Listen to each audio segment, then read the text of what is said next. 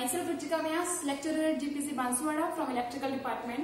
आज हम लोग डिस्कस करेंगे इंजीनियरिंग मटेरियल्स के बारे में और हमारे फर्दर लेक्चर्स हैं वो भी इसी कंसर्न होंगे कि conducting material, magnetic material, semiconductor material, super conducting material, ये सब क्या होते हैं और इनका हमारे इलेक्ट्रिकल इंजीनियरिंग में उन सब का क्या एप्लीकेशंस है। बिकॉज हम लोग किसी भी एप्रेटिस की स्टडी करें या फिर कोई भी डिवाइस की स्टडी करें तो बेसिकली सबसे पहले हमको मटेरियल साइंस की स्टडी करना बहुत नेसेसरी है। बिकॉज सबसे पहले हम लोगों की उस मटेरियल जो डिवाइस है वो किस मटेरियल का बना हुआ है, उसकी प्रॉपर्टीज जो होती है वो काफी मेजर रोल प्ले करती है। उसी डिस्कशन में हम लोग कुछ मटेरियल्स को डिस्कस करेंगे। सबसे पहले मैं आपको बताना चाहूंगी कि जो मटेरियल यूज्ड होते हैं इलेक्ट्रिकल इक्विपमेंट के मैन्युफैक्चरिंग के लिए उनको हम लोग बोलते हैं इलेक्ट्रिकल इंजीनियरिंग मटेरियल। ये डिफरेंट टाइप के होते हैं। जैसे कि हम लोग एक मशीन की बात करते हैं, सिंपली कोई मशीन, चाहे वो डीसी मशीन हो, चाहे वो एसी मशीन हो, चाहे वो जनरेटर हो, चाहे वो मोटर हो, या फिर हम लोग ट्रांसफार्मर की बात करें या फिर किसी की भी बात करें, तो उस पर्टिकुलर अगर किसी पर्टिकुलर डिवाइस को लेके बात करते हैं तो उसमें जो भी कंपोनेंट्स बने होते हैं वो हर कंपोनेंट डिफरेंट टाइप के मटेरियल का बना होता है। जैसे जैसे उसके एप्लीकेशंस है उसके हिसाब से जो जिस मटेरियल का वो बना हुआ है वो भी डिफर करता है। जैसे कि हम लोग अगर किसी जनरेटर की बात करते हैं तो जनरेटर में अगर हम लोग मैग्नेटिक फील्ड को जनरेट करने के लिए हम उसमें मैग्नेटिक मटेरियल का यूज करते हैं। अगर वाइंडिंग बनानी है हम लोग तो उसमें हम लोग कंडक्टिंग मटेरियल कॉपर और एल्यूमिनियम का यूज करते हैं। अगर उसमें हम लोग इंसुलेशन चाह रहे हैं लाइक उसके कॉन्टेक्ट्स के ऊपर तो उसके लिए हम रबर का ऐसे किसी माइका इंसुलेशन का यूज करेंगे। तो डिफरेंट एप्लीकेशंस के लिए हम लोग जो भी कंपोनेंट बना रहे हैं उसमें डिफरेंट टाइप का हम लोग मटेरियल यूज करते हैं। तो वाइडली हम लोग अगर बात करें तो इलेक्ट्रिकल के केस में हम लोग 4 टाइप्स के मटेरियल को यूज करते हैं। First one is conducting materials, second one is conducting में ही हम लोग सुपर कंडक्टिविटी को भी स्टडी करेंगे। Second one is insulating material जिसमें हम लोग डाइलेक्ट्रिक स्टडी भी करेंगे, डाइलेक्ट्रिक मटेरियल्स क्या होते हैं उनकी क्या एप्लीकेशन है। थर्ड वन इज हम लोग मेजरली डिस्कस करेंगे वो है मैग्नेटिक मटेरियल कि डायमैग्नेटिक क्या होता है, पैरामैग्नेटिक क्या होता है और इसका हम लोग कौन से लाइक एपरेटस में किस टाइप के मटेरियल का बना हुआ होता है। एंड लास्ट और लीस्ट हम लोग जो स्टडी करेंगे जो हम लोग प्रेजेंट एरा में जब रह रहे हैं जहाँ पे हम लोग टेक्नोलॉजी की बात करते हैं, नैनो टेक्नोलॉजी की बात करते हैं और इलेक्ट्रॉनिक डिवाइसेस की बात करेंगे तो जो मेजरली बने होते हैं वो है semiconductor devices that is usually made from the germanium and silicon और उनके कंपाउंड से बने होते हैं। तो क्लियरली वन बाय वन हम डिस्कस करेंगे कि मटेरियल्स क्या होते हैं और कौन कौन से मटेरियल किस कैटेगरी में आते हैं। आफ्टरवर्ड हम लोग डिस्कस करेंगे कि एटॉमिक स्ट्रक्चर क्या होता है, कंडक्टर है, सेमीकंडक्टर है, इंसुलेटर है, उनके सबके एटॉमिक स्ट्रक्चर में बेसिकली क्या डिफरेंस होता है। क्लियर? तो फर्स्ट वन हम लोग डिस्कस करेंगे कंडक्टिंग मटेरियल। कंडक्टिंग मटेरियल क्या होता है कि वो सारे मटेरियल जो इलेक्ट्रिसिटी या फिर जो फ्लो ऑफ इलेक्ट्रॉन्स है उनको अपने थ्रू इजीली पास होने देते हैं। तो और जो इलेक्ट्रिसिटी के फ्लो में कोई अवरोध बाधा उत्पन्न नहीं करते, मतलब इजीली उसके थ्रू इलेक्ट्रिसिटी फ्लो हो जाती है। तो ऐसे मटेरियल्स जो है वो है सिल्वर है, कॉपर है, एल्यूमिनियम है। ठीक है।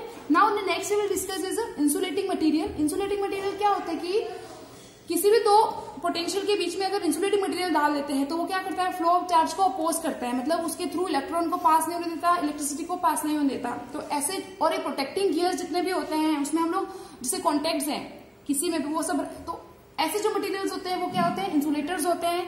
तो जैसे कि रबर है, माइका है, ग्लास है, वो सब क्या है, इंसुलेटिंग मटेरियल्स है। Now third one is a magnetic material. अगर हम लोगों को इलेक्ट्रिसिटी को जनरेट ही करना है, अगर हम लोग बेसिक इलेक्ट्रिकल की तरफ मूव करेंगे तो हम लोग जनरेशन के लिए हम लोगों को मैग्नेटिक फील्ड की रिक्वायरमेंट होती है क्योंकि दिस इज बेसिक पैरामीटर जिसके थ्रू हम इलेक्ट्रिसिटी को जनरेट कर सकते हैं। तो मैग्नेटिक फील्ड को जनरेट करने के लिए हम लोग मैग्नेट्स की रिक्वायरमेंट होती है। तो कुछ ऐसे मटीरियल्स जो अगर हम लोग उसके ऊपर मैग्नेटिक फील्ड को अप्लाई करते हैं तो वो मैग्नेट की तरह बिहेव करने लग जाते हैं। तो ऐसे जो मटीरियल्स होते हैं उनको हम लोग मैग्नेटिक मटीरियल बोलते हैं, जैसे कि आयरन है, कोबाल्ट है, निकल है, गैडोलीनियम है, एटसेट्रा।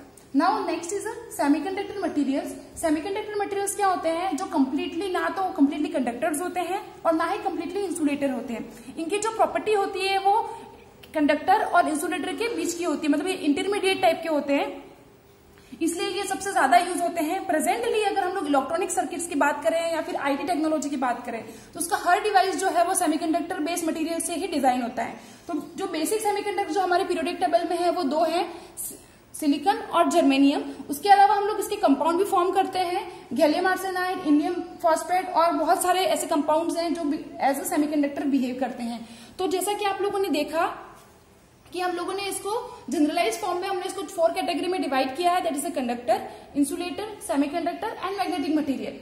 अब आप लोगों को पता होना चाहिए कि चारों जो टाइप्स ऑफ मटेरियल है उनके बेसिक स्ट्रक्चर में क्या डिफरेंस है। अगर हम लोग एटॉमिक स्ट्रक्चर की तरफ जाए और थोड़ा सा कंसाइज मतलब नेरो उसको स्टडी करें तो जो एटॉमिक स्ट्रक्चर में क्या डिफरेंस है इन चारों को कि ये अलग अलग टाइप की प्रॉपर्टी को शो करते हैं।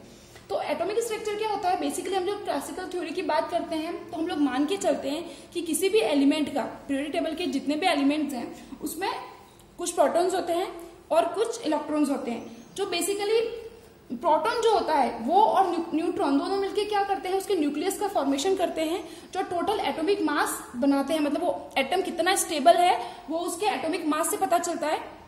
तो जो हम लोग मान के चलते हैं या फिर क्लासिकल थ्योरी ये कहती है एटॉमिक स्ट्रक्चर की कि जो प्रोटॉन और न्यूट्रॉन जो होते हैं वो, जिसको हम लोग नाभिक बोलते हैं, न्यूक्लियस का फॉर्मेशन करते हैं और इसके चारों तरफ जो शेल्स हैं, ऑर्बिट्स हैं, उसमें इलेक्ट्रॉन्स क्या करते हैं, रिवॉल्व करते हैं। क्लियर। तो कोई भी एलिमेंट अपने बेसिक स्टेट में इलेक्ट्रिकल न्यूट्रल स्टेट में होता है, मींस उसमें नंबर ऑफ जो प्रोटॉन होते हैं जो पॉजिटिव चार्ज को कंटेन कर रहा है वो, और जो इलेक्ट्रॉन्स है जो नेगेटिव चार्ज को कंटेन कर रहा है वो दोनों बराबर अमाउंट में होते हैं। तो जो एटॉमिक नंबर जो होता है वो किसके बराबर होता है, नंबर ऑफ प्रोटॉन या फिर नंबर ऑफ इलेक्ट्रॉन। बिकॉज किसी भी एलिमेंट में नंबर ऑफ प्रोटॉन बराबर नंबर ऑफ इलेक्ट्रॉन होता है तभी वो चार्जली न्यूट्रल हो सकता है, क्योंकि प्रोटॉन पे पॉजिटिव चार्ज होता है, इलेक्ट्रॉन पे नेगेटिव चार्ज होता है और दोनों इक्वल अमाउंट में होते हैं। क्लियर। तो atomic number is equal to number of proton is equal to number of electron. जबकि एटॉमिक मास क्या होता है कि इसका जो सेंटर है या फिर इसका जो नाभि है, न्यूक्लियस के अंदर जो टोटल कंसाइज मास है वो उसका होता है एटॉमिक मास। तो जो न्यूक्लियस है वो कौन मिलके फॉर्मेट कर रहे हैं, प्रोटॉन और न्यूट्रॉन। तो प्रोटॉन प्लस न्यूट्रॉन जो होता है वो उसका क्या हो जाता है, एटॉमिक मास हो जाता है। जैसे कि हम लोग हीलियम की बात करते हैं, इसको हम लोग रिप्रेजेंट करते हैं 284, जहां पे 2 क्या है, इसका एटॉमिक नंबर है और 4 क्या है, इसका एटॉमिक मास है। तो एटॉमिक नंबर अगर इसका 2 है तो इसमें नंबर ऑफ प्रोटॉन भी 2 हो जाएंगे और नंबर ऑफ इलेक्ट्रॉन भी 2 हो जाएंगे। और जैसा कि आपको पता है कि जो एटॉमिक मास है जो यहाँ पे 4 है वो किसके इक्वल है, प्रोटॉन प्लस न्यूट्रॉन। तो प्रोटॉन प्लस न्यूट्रॉन हमारे कितने हो रहे हैं, 4 हो रहे हैं। इसके थ्रू हम लोग नंबर ऑफ न्यूट्रॉन्स का वैल्यू भी फाइंड आउट कर सकते हैं। तो यहाँ पे नंबर ऑफ न्यूट्रॉन्स कितने हो जाएंगे, 2 हो जाएंगे। ये जैसा कि मैंने आपको हीलियम के बारे में बताया, this is true for all the elements of the periodic table. बस उसमें नंबर ऑफ इलेक्ट्रॉन्स और नंबर ऑफ जो प्रोटॉन्स हैं या फिर उसका एटॉमिक नंबर और एटॉमिक मास क्या है, डिफरेंट एलिमेंट्स के लिए डिफरेंट होता है। इस वजह से उसकी प्रॉपर्टी में भी डिफर करते हैं वो। ठीक है। अब हम लोग एक एनर्जी बैंड थ्योरी पढ़ेंगे जो कंडक्टर, इंसुलेटर और सेमीकंडक्टर को आपस में डिफर करते हैं।